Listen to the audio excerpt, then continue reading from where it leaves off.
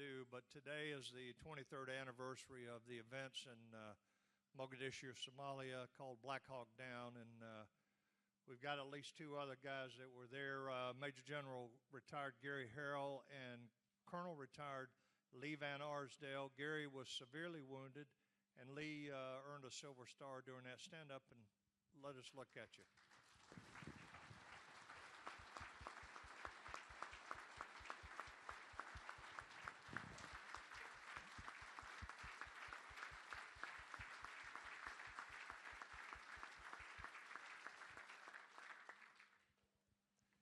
You know, one of the points of that, and I'll turn it back over to Tony, was the three of us and all the rest of the people that were there in that battle that day.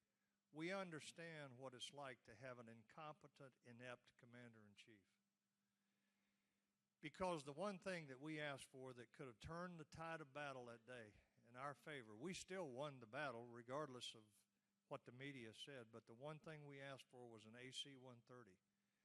We had an administration supported by the chairman of the Joint Chiefs, I might add, that denied us the one thing that we really needed, the one thing that would have given us the margin that we needed and would have saved lives unquestionably, and that was an AC-130. We've already been sent into battle by the husband of one of our candidates, and he was inept, and I suspect that we could expect about the same thing from her. It frightens me to even think of it, given that this is the anniversary of that event that day.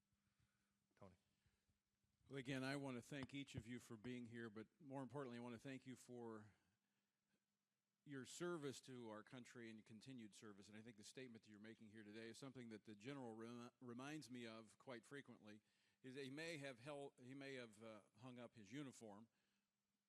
Actually, it doesn't fit anymore, but he has hung up his uniform. But he still lives by the oath that we will defend the Constitution against all enemies, foreign and domestic. And I want to thank you all for being warriors, not just in a career, but in your hearts, and being here to defend what you have seen and what you have been a part of in terms of the sacrifice to uphold the freedoms this country enjoys and the ideals that it stands for. And if there was ever an election, it's been said here this morning, and unfortunately, I've been in this political world for a couple of decades, and this is a critical election. Every election is important, but every opportunity we have in the next 37 days to influence people. And I'll just give you I'll be very candid. You're people that are saying, well, I don't want to vote. I don't see the importance of it. Like, there are people that are in this process that are enemies of freedom. The freedoms that we enjoy, the freedoms that we have fought for, the freedoms that we have advocated for. And we cannot afford to let any freedom-loving American stand on the sidelines in this election. So I hope this morning that if you are contemplating what to do in this election, that you will listen with an open mind, you will engage in the conversation, but I hope you'll go away committed, as you always have been, to defending the ideals and the principles of freedom and liberty that we enjoy. Now, in just a moment, I'm going to introduce our first guest, who is going to introduce Mr. Trump, Senator Jeff Sessions, who has been from almost the beginning of the campaign an advisor to Donald Trump. And I'll have to tell you, as a friend of Jeff Sessions, I'm actually glad he's had his ear. He has a track record as a solid conservative in the United States Senate, and he's been a friend to those of us working on the Capitol Hill that care about the conservative principles and ideals. And so he is traveling with Mr. Trump, and he's going to introduce him here in just a moment. But I think we have a few more moments, so I'm going to let the general see if he has any more jokes to tell. When David Barton is here, and I think David will verify this, when the Founding Fathers wrote the legislation that created the Army and the Navy got the mule. and the Navy got the Marine Corps. But do you know why? Yeah, that's right. The Army had first choice.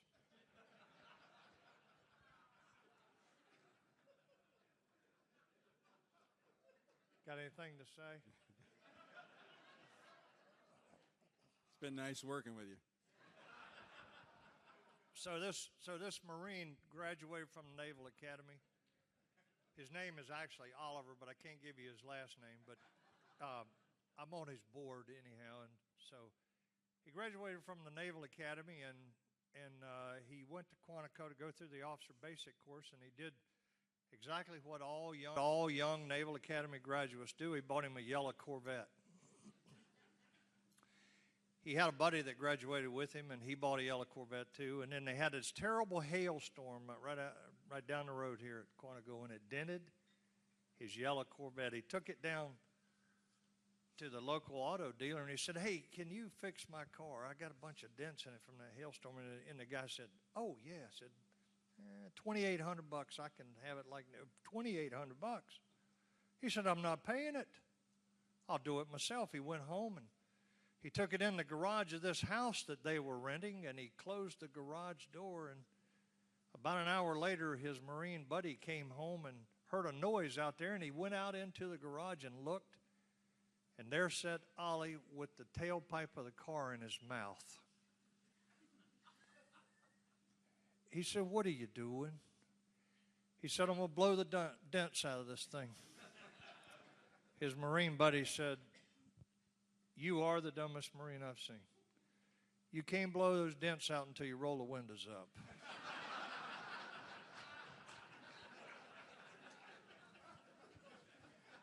Now, Ollie did tell me a story about you. When you were in officer candidate school, you had duty. And you were out, it was a stormy night, and you were standing out on duty, and the commanding general was out walking his dog, and he came up, and you saw him, and he addressed you, you saluted him. You began this conversation with him, and he asked you how you were enjoying your service, and you said, "Fine, sir." And then you saw his dog. It wasn't a bulldog. I don't know what you guys use in the Army for dogs, but it was a little dog, and you started asking about the dog. And he said, "Well, I got this for my wife." And the general's response at that point, or the first lieutenant, was, "Nice trade, sir." So this, yeah. So this Marine sergeant always wanted to be a drill instructor, and the reason is he wanted one of those Smokey the Bear hats, right? So finally, when he retired from Marine Corps right there at Quantico, he went to work with the Virginia State Police. They sent him to the academy, and when he graduated, guess what they gave him? Gave him a Smokey the Bear hat. He was so proud of that thing. He'd go home at night. He'd put his pistol on, and just wearing his underwear, he'd put his pistol on, and he'd put that hat on, and he'd get in front of a long mirror, and he'd practice his quick draw, you know. "You talking to me?" He was really proud of that hat. One day he was going down Interstate 95, and this car came screaming by. He put his blue light on. He pulled his car over on the side of the road, got out, put his Smokey the Bear hat on, checked himself out in the mirror. He was looking good. He strolled over, I guess I should say strutted over to the car. And when he got over to this car, the woman rolled the window down, and it turned out to be a blonde from California. You ever talk to a blonde from California? Here's what she said. She said, "Anybody from California?" "You're not blonde." "No, you're blonde. You're brunette, brownette, whatever." "And a Marine." You don't count." So here's what she said. She said, "What are you doing, Blackwell?" She said this to him as he strolled over to the car. She said, "Oh, that was so sweet of you to put the little blue thingy on so we could talk." He said, "You were speeding." She said, "Oh, I'm so sorry. I'm from California. This is Virginia. I didn't know. It's so pretty here." He said, "Show me your driver's license." She said, "I don't have it. It's in California." He said, "Show me a photo ID." She couldn't find one in her purse. She finally found a mirror, and she said, "Oh, here's me." She handed it to him. He turned it over, looked at it, stiffened, said, "Sorry, ma'am. If I'd realized you were law enforcement too, I would not have stopped you."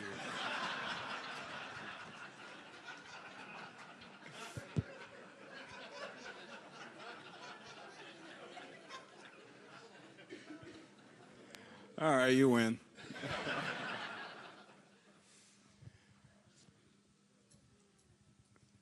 I think we're out of material. Yeah. Look, working for you, I sit on the computer at night and find new material just for events like this. Tell them about the Marines that went into the bar. Yeah, these two Marines went in this bar. And this was actually out at Camp Pendleton, and they got off late one night, and this Marine goes in this bar, and he sits down, and this Army Green Beret comes in and sits down beside him, and it's about 10 o'clock at night. And about that time, on the television up above the bar, it's 10 o'clock news comes on, and there's a guy standing on top of the building out there yelling down at the camera crew, says, "I'm going to jump, I'm going to jump, I'm going to kill myself." So the Army Green Beret looks over at the Marine, and he says, "Hey, Sarge, you said you think the guy's going to jump?" He said, "No." The Army Green Beret says, "Well, I'll tell you what, I'll bet you $20 that guy jumps." He lays his money on the table. The Marine pulls $20 out, lays it on the table, and says, "I'll take that bet." And about that time, the guy did a swan dive. The Marine says, "Oh, man, I can't believe he did that." "Oh, well, there's your 20 fair and square."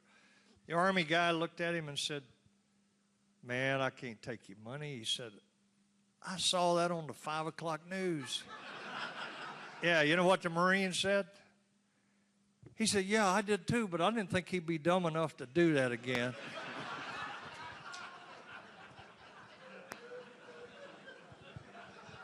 We ought to take this on the road, you know? Yeah, go ahead. You go on the road. It's a hard audience, too. Yeah.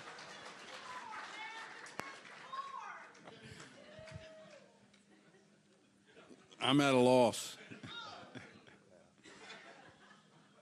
Hey, by the way, let me introduce two other people that you may not be aware of that are in our audience today, both courageous men. One of them is Chaplain Wes Motter, who you may remember if you track this kind of thing. We do, because it's our job to defend these people along with First Liberty Institute, and Michael Berry is here. Michael's sitting over here. He's one of my favorite Marines. I can't say you're my favorite because Tony's sitting right here, so I have to call you my. But Chaplain Wes Motter is here, and Chaplain Motter was relieved of all duties at the Charleston Naval Base for giving a biblical response to a Naval Academy graduate who asked him from a biblical perspective what he thought about same-sex marriage. And Chaplain Motter was relieved, but he stayed in the fight. He was defended by Michael Berry, and it came out good. I just stood on the deck of the Midway the 6th of September and presided over his retirement there as he retired with an award. And so, Chaplain Motter, let the folks see you.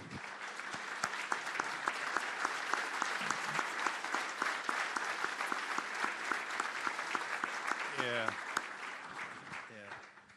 The other guy that is here, and if you haven't seen the video, I encourage you to go online, is a non-commissioned officer from the Air Force who was invited to come and do the flag folding ceremony for a friend of his who was retiring.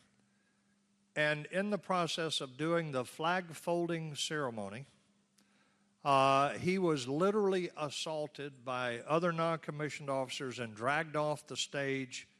They deny that it was because he used the word God, but I don't think there's any question it's because he used the word God. And he was dragged off. You can find this one on YouTube as well. He was dragged off because in that flag folding ceremony, he talked about God. Oscar Rodriguez, would you stand up and let them see you? Thank you for your service.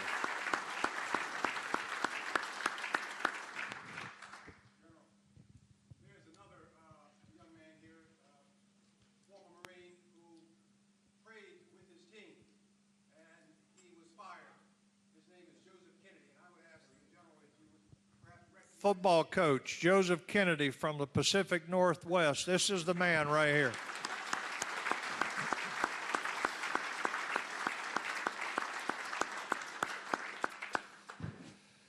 We got heroes of different kinds in here, but some of them, George Patton said, moral courage is the most important and the least available quality in men. Moral courage. I mean, what these guys, we've got some very high decorations in here, some silver stars, maybe even a Distinguished Service Cross and other awards, but these people are people that have stood with moral courage, which is what we have to have today in this cultural battle that we're in. Sometimes it's easier to face a physical enemy that wants to physically kill you as opposed to those that want to destroy your reputation. And it does take that moral courage. And again, that's why we're honored that you've joined us here today to be a part of this event, because if there was ever a time we needed moral courage in America, it's now. And we also need Senator Sessions now. Let's see if we're about ready to begin. My wife actually made me destroy all of my material that I had on the general because we were doing this routine shortly after he joined us, and we were going back and forth, and she pulled me aside afterwards, and she said, you really need to stop that. And I said, why? She goes, I was watching the general's face. Now, you have to remember, he was in the Army. You were in the Marines. He's very sensitive. And you're going to offend him. So she destroyed my entire file of all of my Army jokes and all of the material I had on the general, because he is a very sensitive man. And I do not want to offend his feelings in any form or fashion. A Marine and an Army officer sitting on a stage.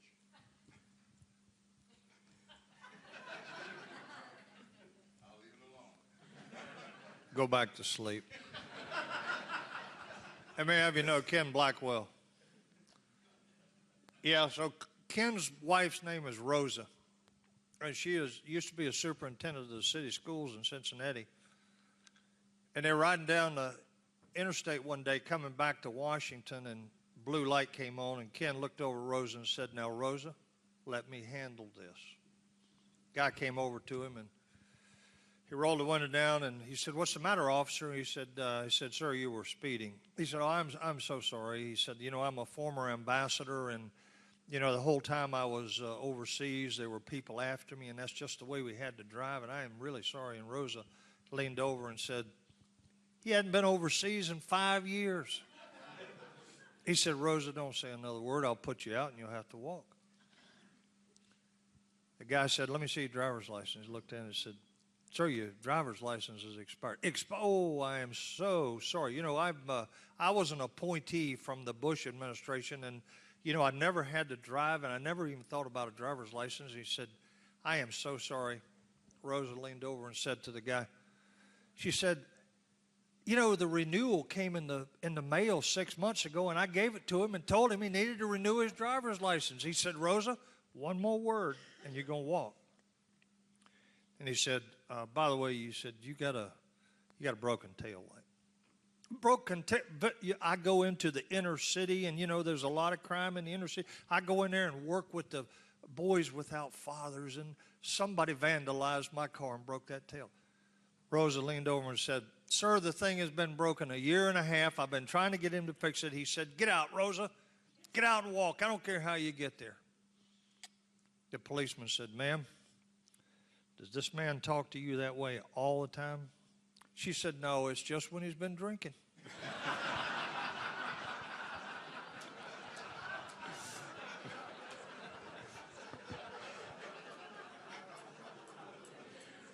Well, since we've made the transition from the military to politics, I see Colonel West sitting here on the front row. Reminded me of a story, not of Colonel West, but these three guys who were traveling, they missed their connecting flight, and they were standing at the counter to get rebooked, and the three started talking and realized they were headed to the same city and they had to be there the next morning. So they said, well, let's just go rent a car. So they rented a car, headed out. It was outside of Dallas, the Dallas airport. They got lost in rural Texas, and wouldn't you know it, the car broke down. And they were in front of this farmhouse. That was kind of an eclectic group. It was a Jewish rabbi, a Hindu, and a politician. And so they decided to go up to this farmhouse and knocked on the door, see if they could get some help. And the farmer said, hey, not a problem. You can spend the night here. I got 2 bedrooms upstairs and a place in the barn. So the Jewish rabbi was very kind, said, you two take the bedroom, I'll go to the barn. So the farmer takes him out to the barn, shows him where he's at, goes back in the house. The other 2 are in bed. About 5 minutes later, there's a knock at the door. And he goes to the door and opens it, and there's the Jewish rabbi. He said, I'm sorry, I can't sleep in the barn. There's a pig in the barn. Well, so the Hindu says, not a problem, I'll go out there. So he shows the Hindu out to the barn, goes back in the house, shuts the door, goes to sleep. 5 minutes later, knock at the door, and there's the Hindu. And the Hindu says, I'm sorry, I can't stay. There's a cow in the barn. So he goes back in the house. The politician, disrupted so many times, says, look, I'll just go stay in the barn. So the farmer takes the politician out to the barn and gets him in bed and goes back into the farmhouse, shuts the door, and 5 minutes later, another knock at the door. He goes to the door, and it's the pig and the cow.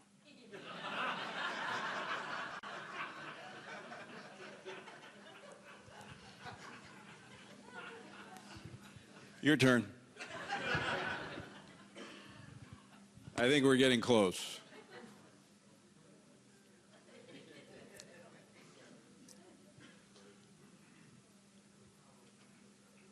I'm hearing voices, so I think we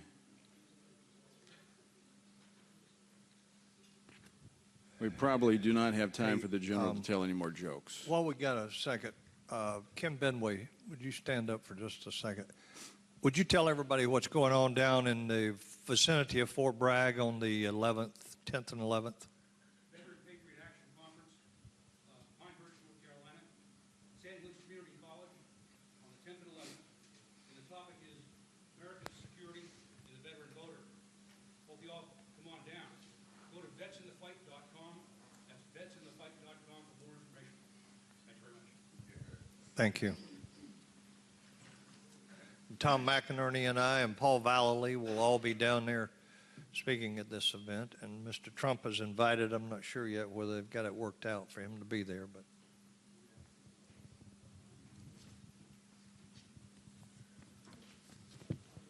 All right, stand at ease, General. All right.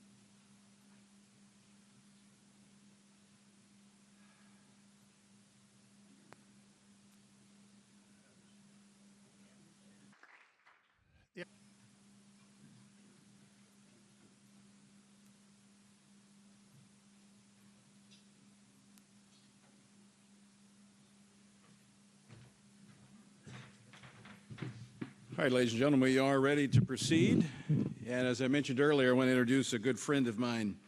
And I've asked this special guest to introduce Mr. Trump this morning as a member of the Senate Armed Services Committee. He is a strong advocate for America's military, including 4 defense installations in his home state of Alabama. He serves as the chairman of the important Strategic Forces Subcommittee, which is responsible for the nuclear and strategic forces, intelligence programs, space programs, and ballistic missile defense. He served in the United States Army Reserves from 1973 to 1986, ultimately attaining the rank of captain. He still considers that to be one of his most rewarding chapters of his life. And he believes the conversation today is significant, and that's why he's taken time out of his schedule to be here and join us, not only to introduce our guest, Mr. Trump, but also to be a part of our discussion this afternoon. So please help me welcome Senator Jeff Sessions. Thank you very much, Tony. Thank you. This is a good group indeed. I appreciate the opportunity to be with you and to discuss some of the critical issues for our national defense, and in particular cyber security. We know we have great challenges throughout our whole defense establishment, new threats every year it seems. We have to adjust rapidly to those, and I know that this will be an interesting day for you, and certainly I look forward to the panel. Donald Trump loves America. He talks about American first. He talks about defending this country. He believes in peace through strength. He does not believe in unwise applications of United States force, but he believes clearly in using our power to defeat those who would be direct threats to us. And he's well aware that in the world we're participating in today, the things that are happening to us today, threats change, and you have to change constantly. As a businessman, as a leader, he has the capacity and the strength to make decisions and get results. I saw this long interview, I guess it was in Atlantic, with President Obama about his foreign policy, and the thing, Colonel West, could you see there? The long thing about his strategy, his ideas. And after about halfway through with it, I became really concerned, because what we have are in President Obama, and I think in Hillary Clinton, are people who talk, who make speeches, who have words, but in reality, you have to make decisions as a leader of this country. You have to decide how to effectively apply force in a way that advances our interests, defeats our threats to us, and to operate in a way I think that's healthy for our country. I believe that's the weakness we've been seeing. We've got talk, we've got spin, but we haven't had results. Donald Trump is a man who built his business empire on making decisions and advancing real buildings and real concrete structures. That, I think we need that in the world that we're entering in today. I believe he can join and bring our team together and provide leadership to them. We all know, those of you who have followed things closely, that cyber threats to America are great. I think it's important for him to share his insights on that today, and I think you'll be impressed with it. And he'll be sharing that with us today and continuing his efforts around the country. So, ladies and gentlemen, it is my great pleasure and great honor to introduce to you the next President of the United States of America, Donald J. Trump.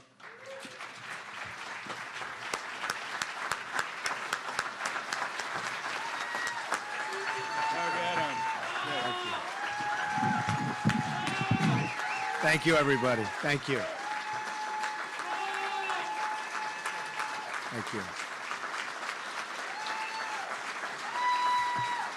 Look at this. Boy, what a response from our greatest people. Thank you very much. Thank you.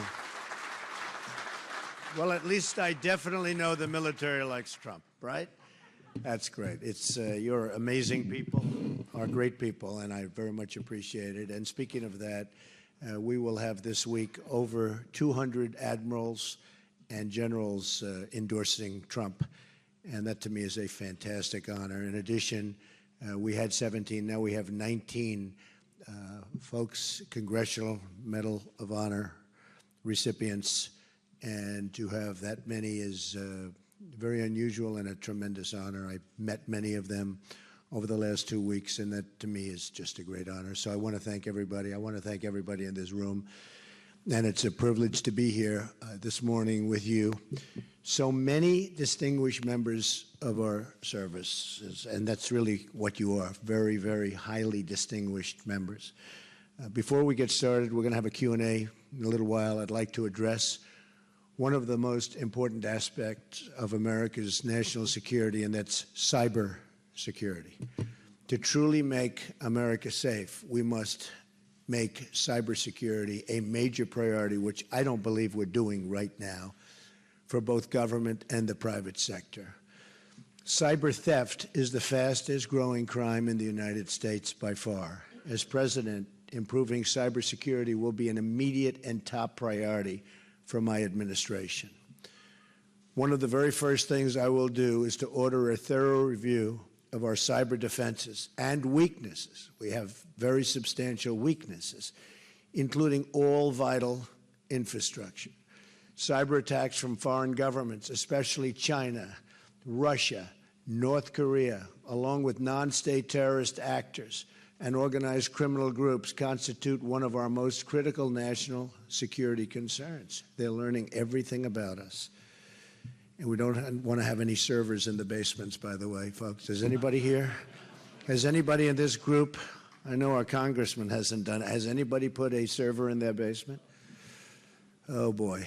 Hillary Clinton's only experience in cybersecurity involves her criminal scheme to violate federal law, engineering a massive cover-up, and putting the entire nation in harm's way. The fact that a former senator and secretary of state claimed not to know what the letter C means is just one more example of why she is totally unfit to hold the office of president. Totally unfit. It's interesting that during her FBI review, which took place on a massive holiday and which wasn't recorded, and lots of other things, that she went 39 times. She didn't remember. She didn't remember. She doesn't remember anything. She remembered practically nothing. But when she has to remember something, she remembers. It's a very sad situation, I will tell you. I'm sure the folks in this room are not thrilled. The scope of our cybersecurity problem is enormous. Our government, our businesses, our trade secrets, and our citizens' most sensitive information are all facing constant cyber attacks and reviews by the enemy. Just consider some of these recent hacks. JP Morgan Chase, massive bank, had 73 million emails stolen. eBay was involved and gave up 150 million passwords. Target was attacked and gave up 40 million credit card numbers. Attacks like these are happening on a regular basis, both in the United States and around the world. And the costs in terms of privacy, our security, and our financial sector are truly extraordinary. Identity theft, financial laundering, as well as ransom and ransomware. I mean, think of it. All involving extortion of a hacked institution are becoming increasingly common. And they are extorting institutions. Incredibly, hackers were able to obtain at least 20 million identities of people who under FBI background and were under FBI background investigations. The information hack contains facts discovered by the FBI in doing background checks for people seeking positions with the federal government. It's a treasure trove which can easily be used for blackmail and other reasons by the enemy. The fact that this highly classified information of very, very important people in many cases was so poorly protected demonstrates that cybersecurity is just one more area where the Obama administration has failed. And speaking of failure, when we do our question and answer period, you look at what's happened with our Navy in terms of the number of ships and our armed forces generally, how they're so depleted, how they're at almost record-setting lows, and in some cases, absolute record-setting lows. It is very, very unfortunate and very, very dangerous for our country. We should not let this be like the history of the mafia, which was allowed to grow into a nationwide organization which infiltrated and corrupted so many areas of society for such a long period of time. We can learn from this history that when the Department of Justice, the FBI, the DEA, and the state and local police and prosecutors were combined in a task force directed by and at the mafia, when they looked at the mafia and really went after them, they were able to get great, great successes and prosecutions out of them, and seizing their business interests, did a lot of things, including their business interests, taking them away, and removing their infiltration from legitimate areas of society. They've been very, very effective when everybody got together.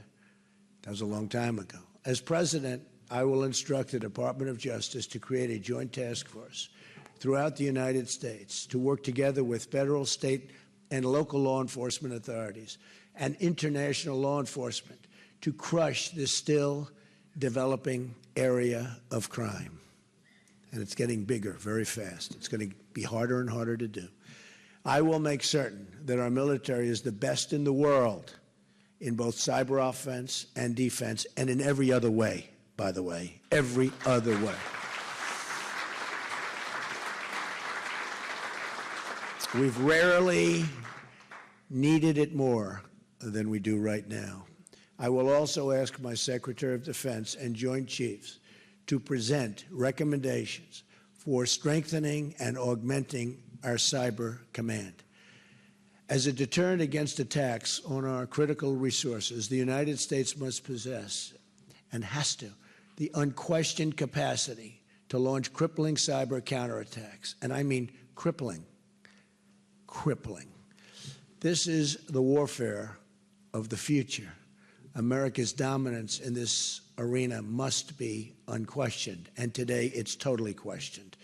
People don't even know if we have the capability that we're supposed to have when you look at what's going on with other countries. Cybersecurity is not only a question of developing defensive technologies, but offensive technologies as well. For non-state terror actors, the United States must develop the ability, no matter how difficult, to track down and incapacitate those responsible, and do it rapidly. We should turn cyber warfare into one of our greatest weapons against the terrorists, and they have to know it's coming, because right now they know nothing about us. It just seems they have an open blanket. It's like an open mark. Do whatever you want to do. Nothing's going to happen. Take our youth out of the country. Infiltrate our country in so many different ways. We can't let this happen. We have to have it stopped immediately before it's too late. Thank you. To enhance the defense of the other agencies of government, including our law enforcement agencies, so important and doing such a great job, by the way, we will put together a team of our best military, civilian, and private sector cybersecurity experts to comprehensively review all of our cybersecurity systems and technologies.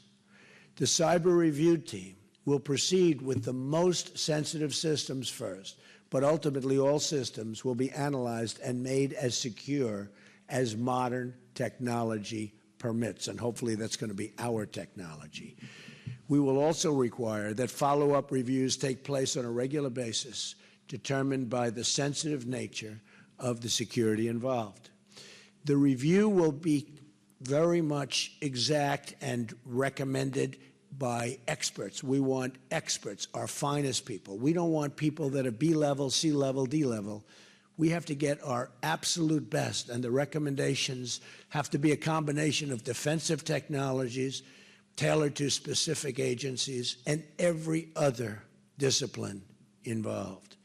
This will include the various methods of internal monitoring, attack and penetration, investigation of suspected hackers or rogue employees, and you have plenty of rogue employees, and identity protection for government employees. The review team will also remain current on the constantly evolving new methods of attack and will attempt to anticipate them and develop defenses as often as possible before breaches occur. And there are ways of doing this through modern technology, but we are not using that. And frankly, our technology is not up to date. We're letting it slip by. And with technology, as we know, it can go very, very rapidly. This group of experts will set up protocols for each agency and government officials, requiring them to follow best and strongest practices.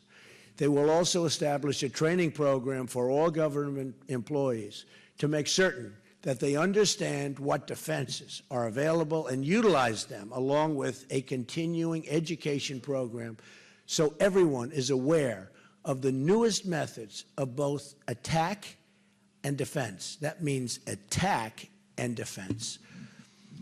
Those who violate classification rules will be held responsible to the fullest extent of the law, something which we don't do too much anymore.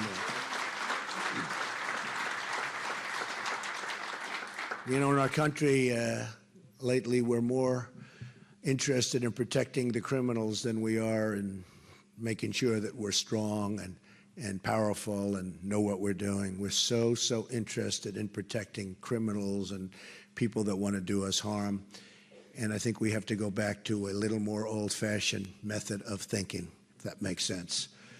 I will appoint an Attorney General who will reform the Department of Justice like it was necessary after Watergate. My Attorney General will restore the integrity of the Department of Justice, which has been severely questioned. Today is just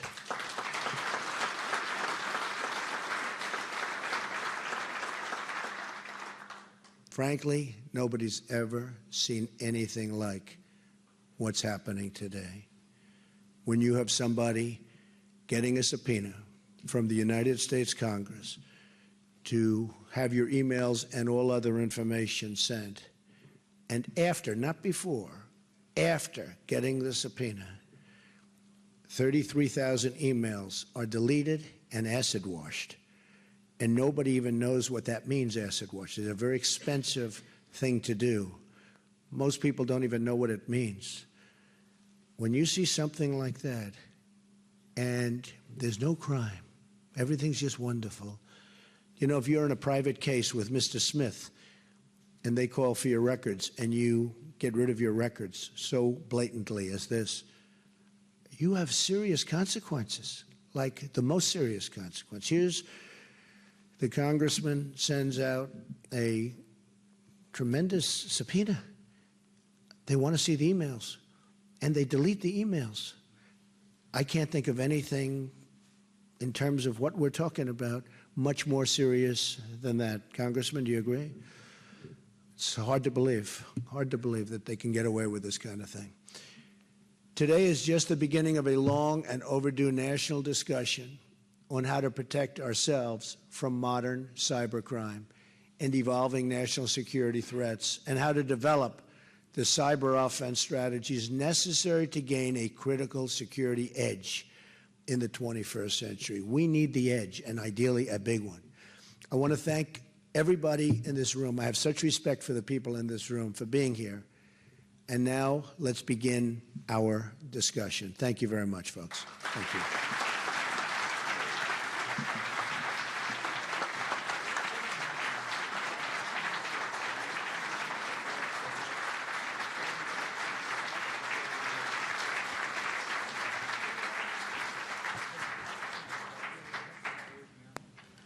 Mr. Trump, thank you so much for joining us today, and I know you are busy traveling, but I want to thank you for taking the opportunity to have a conversation with these American warriors. And I first want to thank General Vernon Lewis, whose idea it was to pull all of these leaders together. We want to thank him for his leadership. Before we begin, Mr. Trump, I just want to kind of give you an overview of who's in this room. We have gathered here warriors from across America who have fought and defended America and the ideals upon which America is founded in every conflict and war since World War II. They're in this room here today. They have retired and hung up their uniforms, but they have not retired from their defending of their oath, and that is to defend the Constitution of the United States against all enemies, foreign and domestic, and they are here today in service to their country. And so with that understanding that you have a room full of warriors who are ready to report for duty to defend this country, we want to begin with our questions, and General Boykin will recognize our first general to ask a question. Well, I'd like to say thank you for being here as well. Our first speaker probably has seen more combat than anybody else in the room here because he's fought in 3 wars. It's General Frederick or Fritz Croson. He was in World War II, Korea, as well as Vietnam. He commanded everything from the company to the corps level and ultimately earned 3 Purple Hearts and 3 combat infantry badges. He had 3 4-star jobs. He was commanding general of the Forces Command, the Vice Chief of Staff of the Army, and the Commander-in-Chief of the United States Army Europe. General Croson, your question, sir. Thank you, General. Is this on? Is this on? You're on. I'm on. Mr. Trump, I only speak for the Army. It's not because I ignore the needs of the Air Force and the Navy, and I accept everything you have said about the cyber threat to us. But my question has to do with the United States Army, which has been too small ever since the Cold War ended, and we paid the peace dividend out of the defense budget, and the Army has been too small ever since. When we were committed into Iraq and Afghanistan, and the Chief of Staff of the Army was asked how many troops he was going to need to finish that war, and he said about 300,000. He was made a pariah, and nobody asked for his advice and counsel for the rest of his tour duty. We've been using that Army for the last 15 years, and it's the first time we ever went to war without expanding the size of the Army. Instead of that, they hired 200,000 civilian contractors to do the work that the Army wasn't big enough to do. Now we have an Army that's being worn out.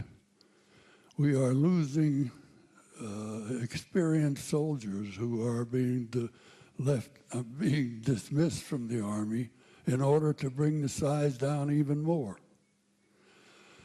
Now, we think the United States Army is going to be a major element that you'll want to use in your national strategy, and we'd like to know what your thoughts are on how to go about this. Well, General, thank you, and thank you for your bravery. Amazing. I've heard your name mentioned many times, so thank you for being here, and thank you for the question. Not only the Army, the Navy, the Air Force, the Marines, everything is going away at a time when certainly we are at a top priority for making sure that doesn't happen. We're not respected to the extent that we were, and if we keep going like this, we won't be respected at all. Well, you look at Russia's doing with their nuclear capability and the newness of their capability, and look at what we're doing, and nobody wants to do that with respect to nukes, because nukes are horrible, but you have countries that are going out of their way to do things that we're not doing. And we have to be very, very careful. The size of the Army, absolutely, it's getting too small. In fact, a certain general, when he left about a year and a half ago, said, we are not only too small, we're the least prepared that we've ever been since he can remember, the least prepared. So it's a combination of that, of both. Look, I feel so strongly that, I use a different word in going around, that our forces are depleted. They're depleted. We have the greatest people on earth, but they're depleted. You see where the fighter jets are so old that they can't get parts anymore, and they have to go to airplane graveyards and museums to get parts for our fighter jets that we're currently using. They don't make the parts. And you have other countries that have brand new equipment, and in some cases we sell them the equipment. The whole thing is ridiculous. Now, we're going to build up our forces, including the Army, but we are going to build up our forces. We have no choice. You know, they can talk about sequester, they can talk about all of the different things that they're doing, but this isn't like we have a choice. This is something where, and we're going to be cutting elements of government, certainly. But when it comes to the military, we have no choice. We cannot have a depleted military. We have to have the strongest military by far. And with that being said, as you know, we spend a lot of money on protecting other countries.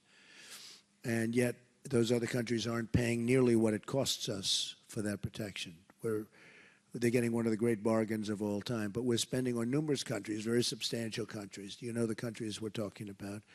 But we're defending them for a fraction of the cost. We have to go to those countries and we have to ask them to make contributions that are greater than the contributions they're making right now. You know, we're going to protect them. We're going to remain loyal to them. But at the same time, it's a two-way street. They have to help us also. So I think your question is a great one. We will build our military forces to a level that will be, I believe, stronger than ever before if I become President of the United States. Okay? Thank you.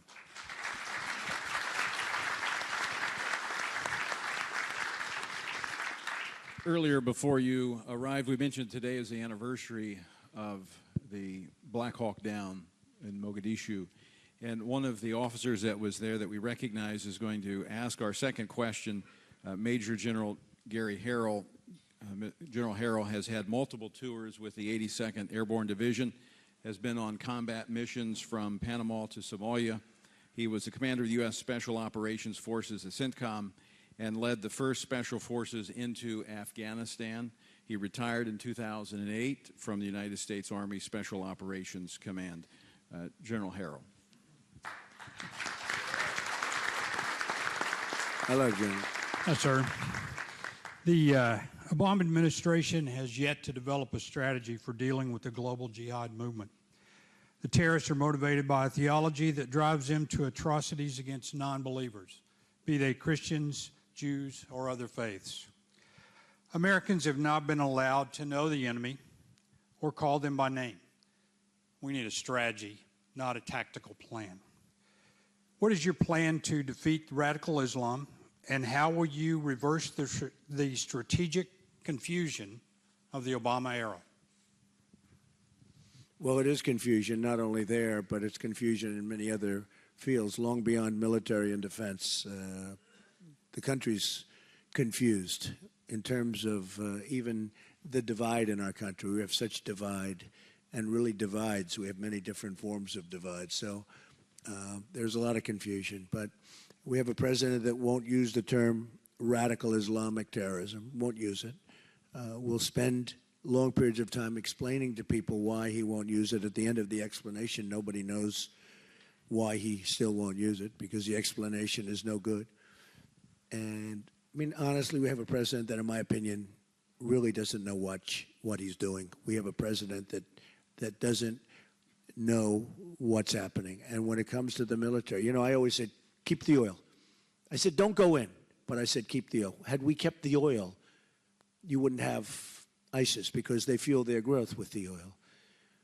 But I read something and saw something over the weekend that really bothered me, because I believe in, I'm a big fan of General Douglas MacArthur and General George Patton and, you know, these great generals. Some of the generals, big fan of some of the generals in this room. In fact, we have General Flynn is with us, and General Kellogg. We have a few generals that have been so incredible to me. Now we have 200. But generals and admirals, I'm never going to forget admirals, right? Those admirals. I will never forget the admirals. That I can promise you. But it was very disconcerting when I saw that an attack is planned on Mosul. An attack is planned. And, you know, we're involved in the attack, but the Iraqi forces are planning an attack on Mosul. It should happen over a short period of time, and the work will be. Why do we have to talk about it? Why? I never saw anything like this. Every time we're going to attack somebody, we explain, we're going to attack. We'll be attacking at 3 noon on March 25th. I don't know, unless you disagree with me, wouldn't it be better if we were going to go after Mosul to not say anything and do it, as opposed to announcing? They're announcing all over television they're planning to attack Mosul. And whenever they ask me the question about what are you going to do about ISIS, I say, I have a real chance of winning. I don't really want to tell you. I have very strong ideas, and I'll be dealing with the people in this room and other folks that are, very good at this. But the last thing you want to do is give notice to the enemy. When President Obama announced that he was leaving Iraq, he was talking about dates and times and what we're going to do. The enemy pulls back. We think we're doing well. Well, they pull back. They're not stupid. And then after we leave, you see what happened. So I just want to say that we are going to hit ISIS hard, and I mean really hard. But I do think this. The American public doesn't have to know the date and hour and second that we're going to attack and from what side we're going to attack. We're going to attack from the eastern quadrant, and it'll take place on a certain day at a certain hour. We don't need that. They just want to see victory. We don't have victory. I mean, we're dropping things all over the place. Who knows what they're hitting? Who knows how many people are being killed, and who knows if they're the right people? But at some point, we have to stop a force that's going out and drowning people in steel cages and chopping off heads. These are barbaric people. These are people that, I used to study medieval times, and, they chopped off heads. But until recently, this was a phenomenon that you wouldn't see. The level of barbarism is unbelievable. So we're going to stop them. We're going to stop them cold. We're going to stop them very powerfully. But I don't think all of us should be, unless it's a very confined room, we shouldn't be giving up our plans. And it bothers me every time I see where we're planning to attack this one, that one. But the one I saw over the weekend was Mosul. And they're talking about attacking. The other problem is you have a lot of the leaders in Mosul. Well, they're not going to be there. They're getting out because they hear they're going to be attacked. So they're getting out. They're going someplace. Congressman, do you agree with this? If I'm a leader and I'm seeing and I'm watching what everybody else is watching, and an attack on Mosul is imminent, I'm saying, bye, folks, have a good time. I'm moving into a different city. So what are they doing? Are we allowed to have any more in the military, General, the element of surprise? I would think it would be a good thing. It's called an ancient strength, and we don't use it anymore. Principle of war. I think it's one of the great principles. The element of surprise. I mean, you can take a force that's not nearly as strong, and with the element of surprise, you can wipe out a much more powerful force. And I don't pretend to be a general or an admiral or anything else, but every time I see President Obama get up, ladies and gentlemen, we are sending 50 people to Iraq. 50. So that's bad in two ways. Number one, it's such a low number that the enemy's saying, is that all? And number two, when you think 50, those people now have a target on their back. They want to find those 50 people, and they look for those 50 people. When Hillary Clinton says no boots on the ground, now, whether you want boots on the ground or not, you shouldn't say it, because you've just taken, she said there will be no boots on the ground. She's very strong, because politics, it sounds a little bit better to say no boots on the ground. But by doing that, she has empowered the enemy. She's empowered the enemy. And I think she possibly means it. I'm not sure if she means it or not. But she says no boots on the ground. She has taken a tremendous, that's really giving strength to the enemy. And even if she felt that, she should never admit that. She should never admit that. You have to leave all your options open. And if you don't leave your options open, you're a fool. And I hated to hear her say that. So, to summarize, you're not going to send a message about date and time, but you are going to send a message that their days are numbered. Their days will be numbered very quickly. Okay, our third question is asked by Rear Admiral Frank Gallo. Admiral Gallo is a retired naval aviator with 35 years service. He has hundreds of carrier landings, flew almost every fixed-wing aircraft in the Navy in his time. He's commanded at the squadron, wing, and fleet wing levels, and he was Chief of Naval Personnel Command for the Department of the Navy. Admiral Gallo.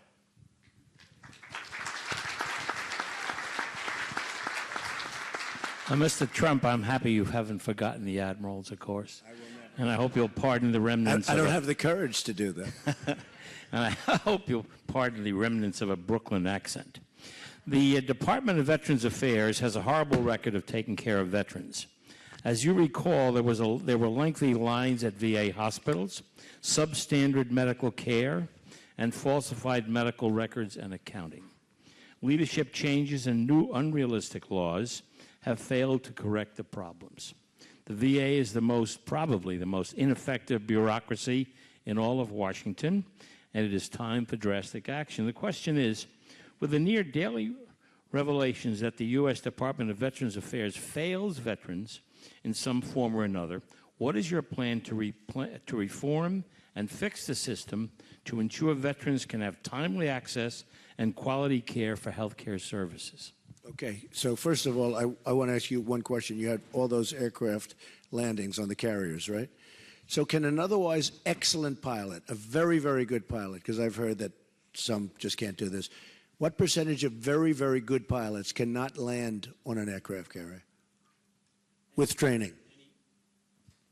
Any very good pilot can land on a carrier after they get the training. After training. The training is marvelous. Because I understand it's a very, very special talent. It's a talent that you acquire if you start off with the basics. Okay, very good. See, he puts it down a little bit. That's very good. Okay. That's very good. I've heard it's very, very tough. The Veterans Administration is a disaster, the VA. It's a disaster.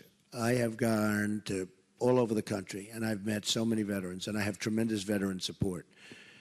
And I see what those people are going through. To see a doctor, sometimes it takes 6 and 7 days, and then you finally get there, and the doctor is gone on vacation. We have to change that whole system. It starts with management. We have to have a whole different set of protocols. And we have to get people off the lines. You know, people are dying, not only the 22 suicides a day, which is inconceivable. When you hear that, when I first heard that, I said, no, you mean a month. I mean, can you imagine a day, 22 suicides a day? A lot of the suicide is people can't get to see doctors, a lot of it, because the waits are so long. That's an administrative problem. And by the way, the VA has some great doctors. I've been told by some of the veterans the doctors are great when you can get to see them, many cases.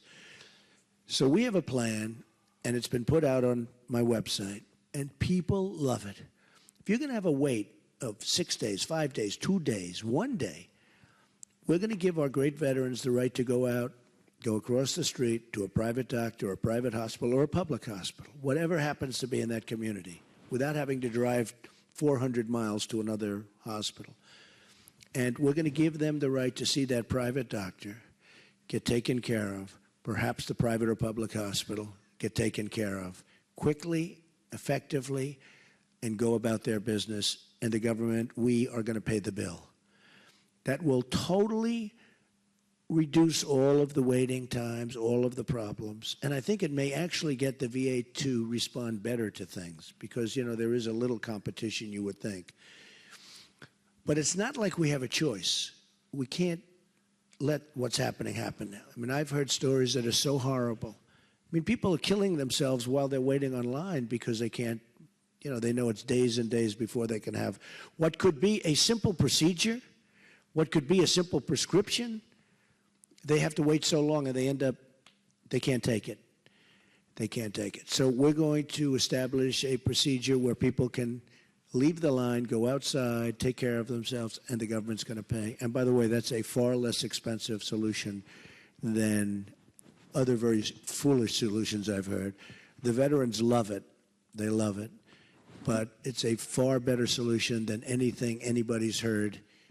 And it's common sense, and it's there. And the doctors need the business, and the private hospitals and public hospitals need the business, and they're sitting there waiting. So we don't have a choice. We have to do that, okay? Thank you.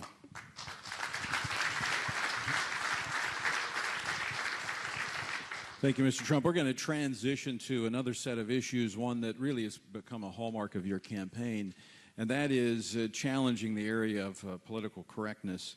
Colonel Don Bartholomew was an adjutant general officer and former commandant of the Army AG School. He is a decorated combat veteran and he has our next question. Colonel?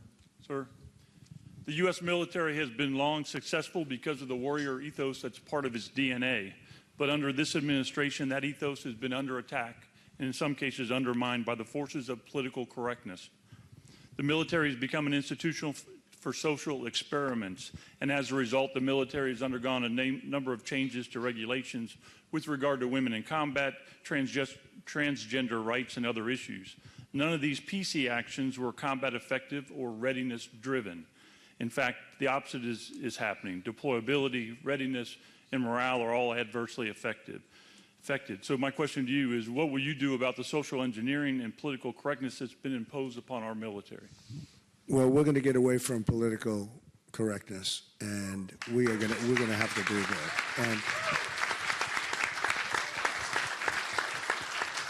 And like the whole concept of profiling. You know, I mentioned the other day profiling. Everyone goes, oh, profiling. Well, profiling is, you know, in Israel they're doing it, and they're doing it well. And we may have to do that, and we may have to do other things. But you're right, we have a politically correct military, and it's getting more and more politically correct every day. And a lot of the great people in this room don't even understand how it's possible to do that. And that's through intelligence, not through ignorance, believe me. Because some of the things that they're asking you to do and be politically correct about are ridiculous. I will say, I would leave many of the decisions of some of the things you mentioned to the generals, the admirals, the people on top. And we get some of the congressman just mentioned to me, and I think it's true 100%. You get your top enlisted people in that, and you have some discussions with some of these top enlisted people who know it better than probably anybody. But we'd get our military people to come back and make recommendations to me, and I will follow those recommendations. I will follow them very strongly.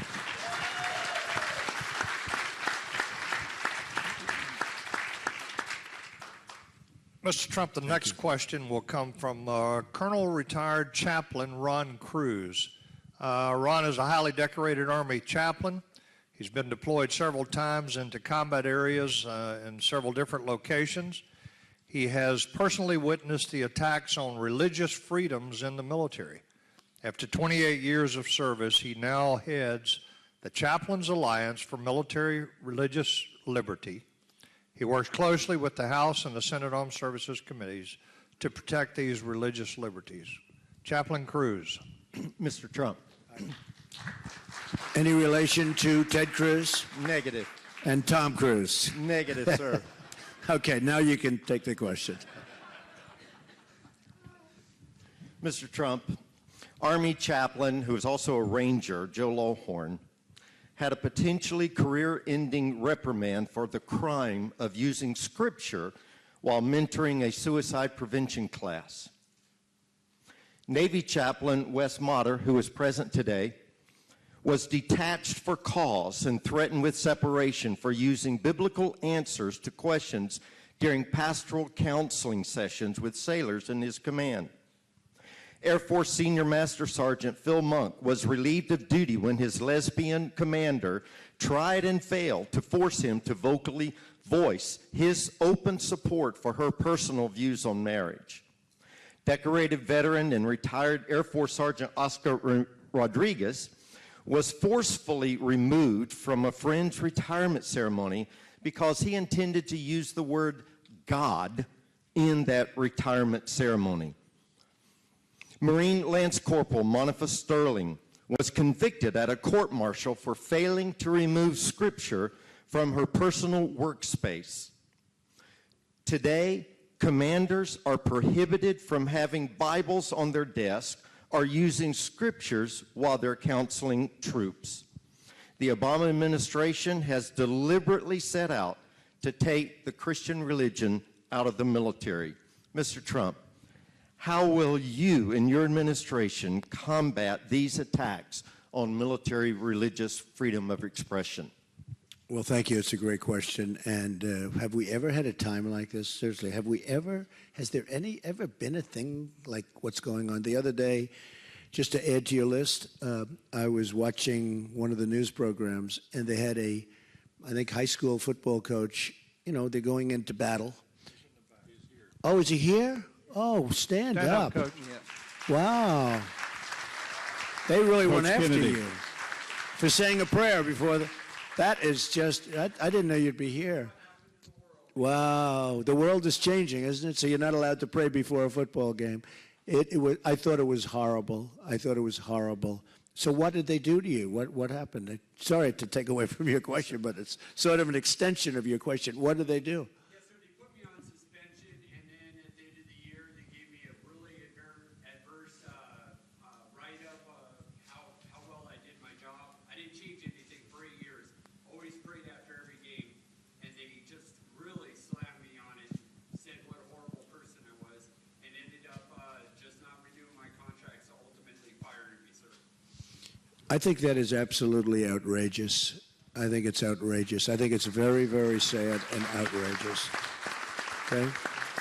Religious liberty. Hey, it's about religious liberty.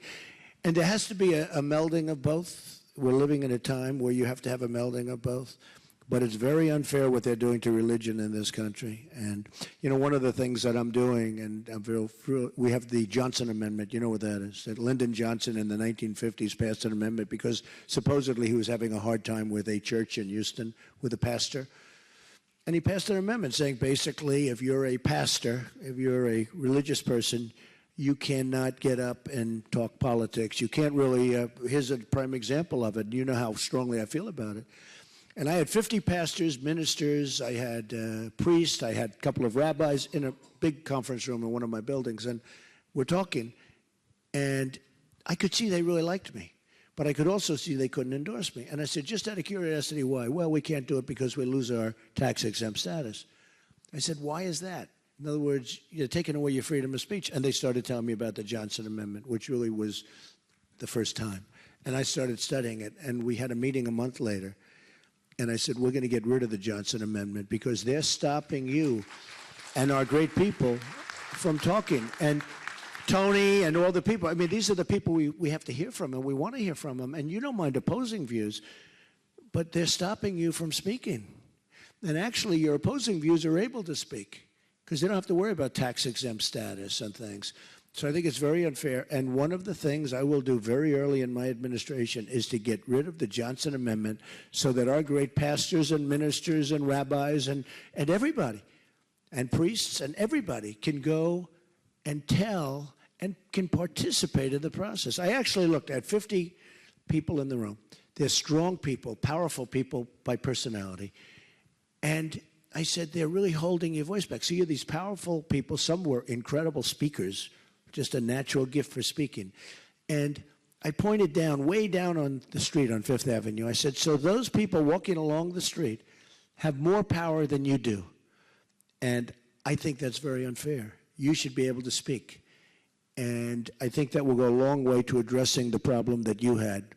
But you have lost a lot of it's amazing. The church and religion has lost tremendous power and positive power. This isn't negative power. This is positive power by the fact that they are essentially prohibited from speaking because of the tremendous problem they have. So one of the things I'm going to do, and I have tremendous support with the evangelicals and with the Christians and with everybody, is we're going to get rid of the Johnson Amendment. That is very, very unfair. Okay?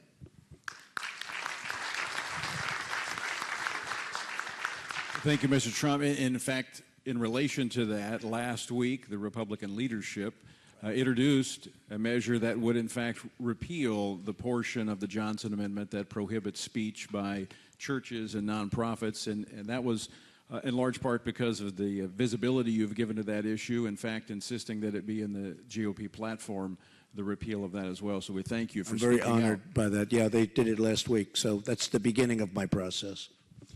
Let me speak to another issue. That's on the assumption I win. If I don't win, you just waste it, because that's never happening, folks. So you've wasted a lot of time and energy and money. Well, yesterday, speaking of the Johnson Amendment, yesterday was the Pulpit Freedom Sunday, and there were thousands of pastors across the nation, myself included, that preached messages about this election and the importance of this election, and the IRS can be on standby. My sermon is on the way to the IRS now so that they can evaluate it. And we'll see what happens at that point. But it's time that churches and Christians have the freedom to speak in this country about what is affecting this country. Why is your sermon on the way? Did they ask you for it? No, I want them to hear it. It would be good for them to hear the gospel, first off, and then my political statement, secondly. Okay, good. But that is a terrible situation, isn't it, where they can say, we don't like the way you're speaking about Christianity, about God. We don't like what you just said, and we're going to take away your tax-exempt status, which you know how important it is. It's very, very, it's a very sad thing. You have mentioned the generals and the admirals, and I want to talk, don't forget the sergeants, all right? No, that's what I'm talking about. We want to get their advice also, believe me. In fact, Coach Kennedy, his story, which was actually broken by Todd Starnes at Fox News, is a retired Marine gunny sergeant. And our final question, I do want to thank you again for being so generous with your time and having this conversation with these military warriors. I want to go back to something you spoke about earlier in relationship to the VA, but also about the well-being of our warriors.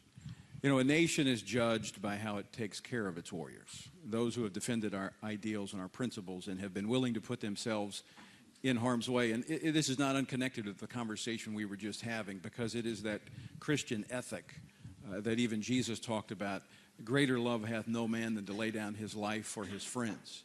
And many in this room have been willing to do so, but they have seen their friends make the ultimate sacrifice. And that is a burden that they carry. And it is a difficulty that they face. And we should not require them to face that alone as a nation.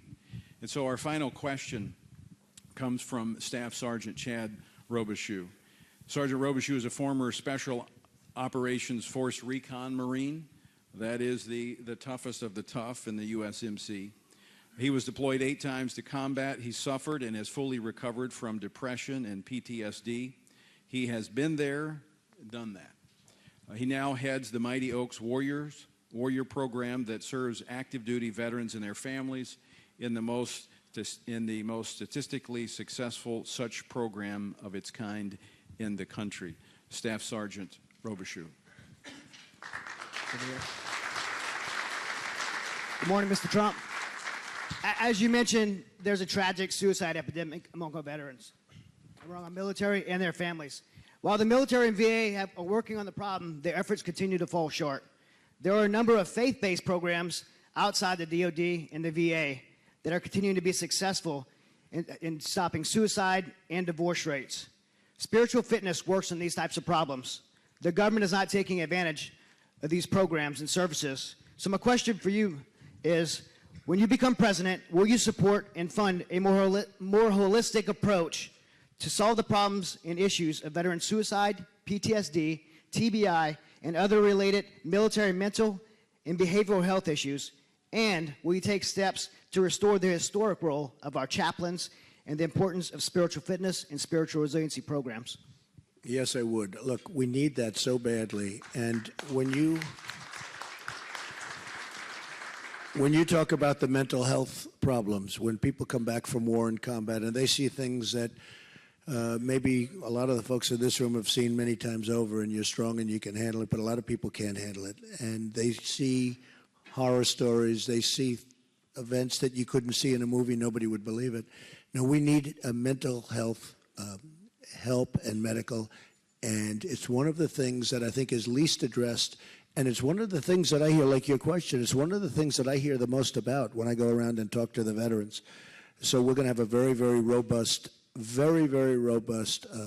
level of performance having to do with mental health.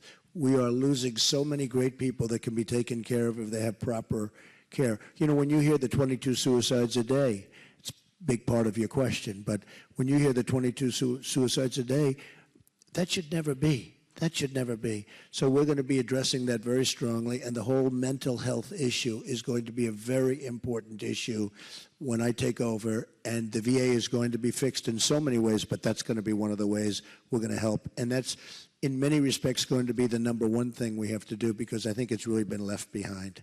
Okay? Thank you very much.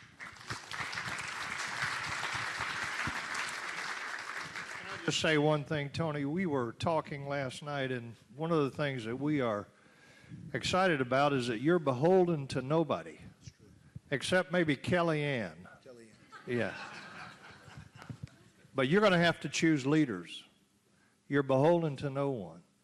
We'd like to see a Secretary of Defense that is there because he or she has the capabilities and the qualities that are required to move our military back to where it needs to be.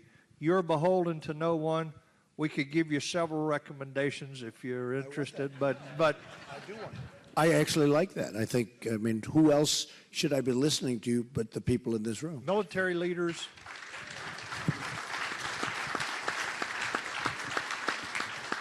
Obviously, we believe that some of your key appointments will be the military leadership, 100%. civilian and uniform. I agree 100%, General. Again, Mr. Trump, thank you for the generosity of your time, but I want to close our time together asking you to speak directly to these warriors who, as you look in their faces, you can see some of the scars that came with their service to our country. You can see the years that they have devoted to the principles and ideals that made America great. But they're here reporting for duty again. They realize that a lot is on the line for our country. And so as you sit here before them this morning, before you depart, what would be your final words to them as they go back to their respective parts of the country? Well, Tony, thank you very much. And I will say this, just as the General said, I'm beholden to nobody. I've spent, tens and tens of millions of dollars on the campaign. I'm going to be spending a lot more over the next month. In addition, we've raised a lot of money from people that give small donations, people that want to be a part of it, and they've been very much left behind. We call them the forgotten man and woman. And we've raised millions and more than any Republican ever thought possible. You heard 28 million one month and 41 million, and these are in small, $61 average donations approximately. And we're very proud of that. But the truth is, I am beholden to no one. Nobody's going to tell me what to do.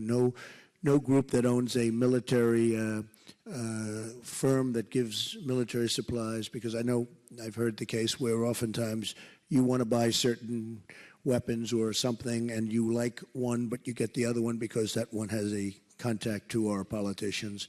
Those days are over. Those days are over. You're going to get the best. You're going to get the best equipment. You're going to get what's good. You're going to get what the generals and what the admirals and the enlisteds, and we'll all get together. We want to get the right stuff.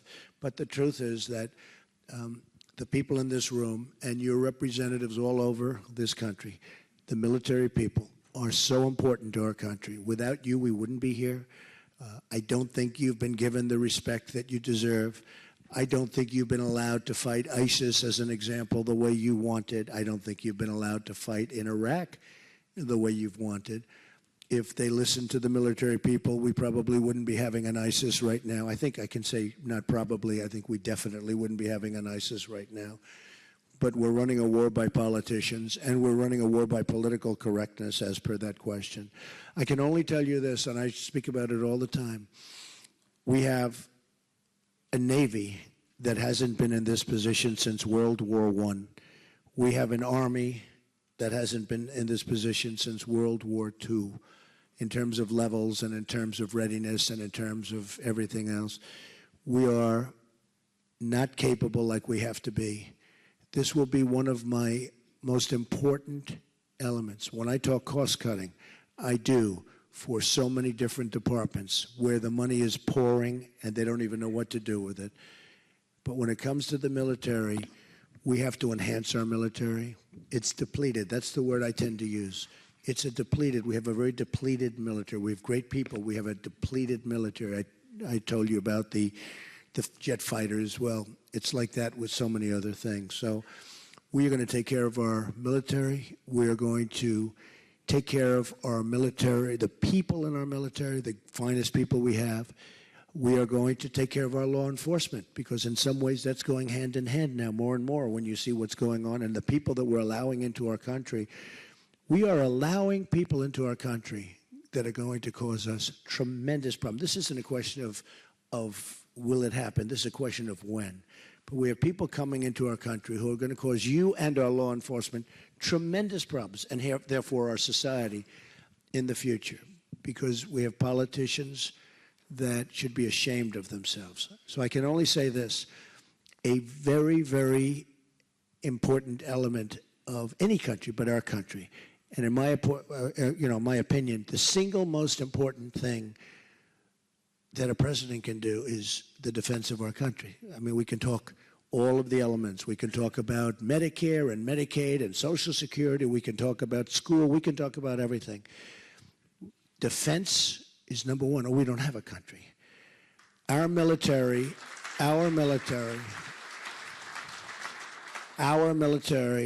and the strength of our military and the strengthening of our military is a number one priority for the Trump administration.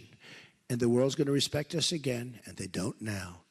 A lot of that has to do with the leader, and a lot of it has to do with leadership. But our country is going to be respected again, and we are going to make America great again. Thank you all very much.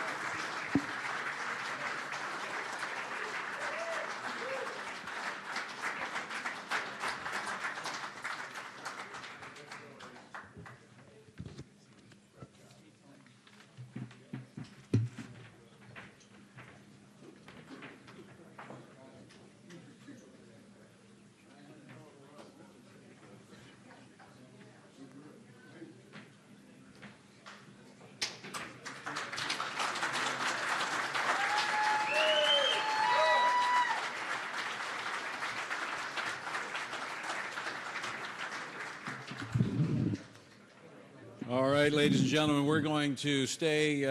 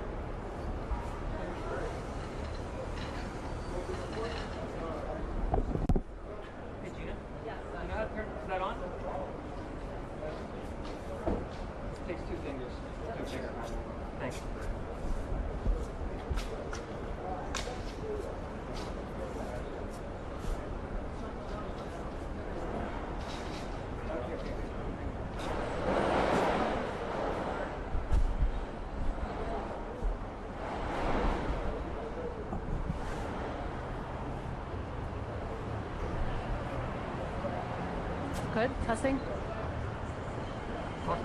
Testing. 1, 2, 3.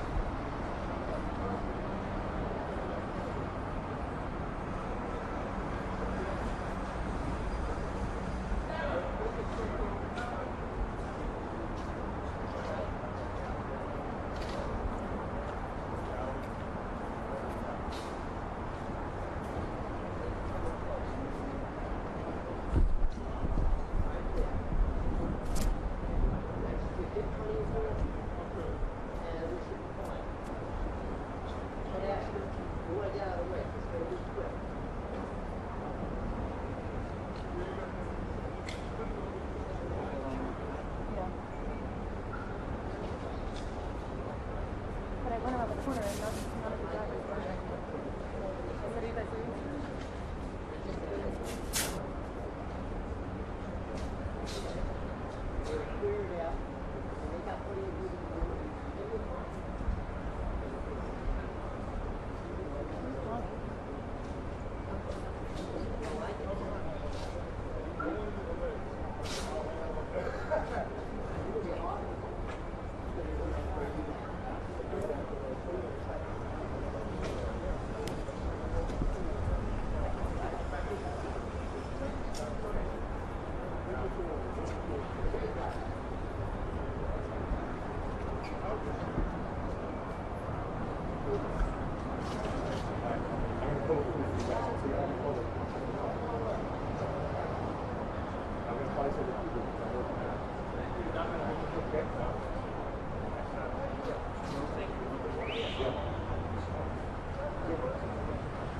What do you mean?